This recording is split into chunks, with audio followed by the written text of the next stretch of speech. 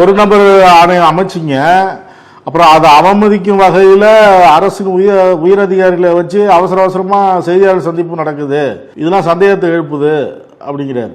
இதுல என்ன சந்தேகம் இவருக்கு எப்படி வரும்?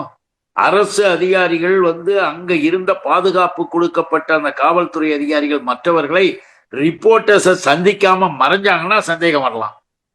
ஏன் பேட்டி கொடுக்க கூடாதா? பேட்டி பிரஸ் நிற்கும் போது ஏன் நீ ஓடுற உழுந்தடிச்சுக்கிட்டு? எங்களுக்கு எங்க சந்தேகம் வந்தது தெரியுமா? நீ அந்த திரும்பி கூட பார்க்காம அடிபட்டு விழுந்தவங்களை ஓடி திரும்பி கூட பார்க்காம ஓடின. ஓடி என்ன பண்ண? ஏர்போர்ட்ல பிரஸ் பீப்புள்ஸ் வந்தாங்க, அங்கேயும் பார்க்கல. சென்னையில பிரஸ் பீப்புள்ஸ் கேட்டாங்க, அங்கேயும் நீ பார்க்கல. ஏன் அவங்கள பார்த்து பயந்து அலறி ஓடின? அங்கதான் எங்களுக்கு சந்தேகம் வந்தது.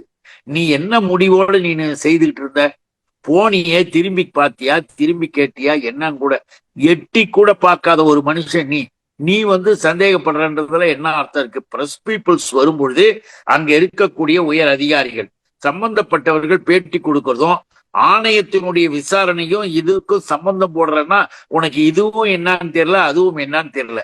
அதனாலதான் நான் சொல்றோம், நடிகர் விஜய் நடிகராக இருக்கலாம், இதெல்லாம் புரியல, இன்னும் தெரியல.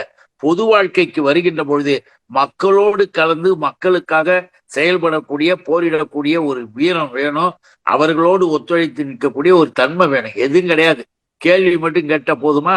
நீ ஓடின, பிரஸ் பீப்புள்ஸும் கொடுத்தாங்க, பிரஸ் பீப்புள்ஸும் மதிச்சாங்க.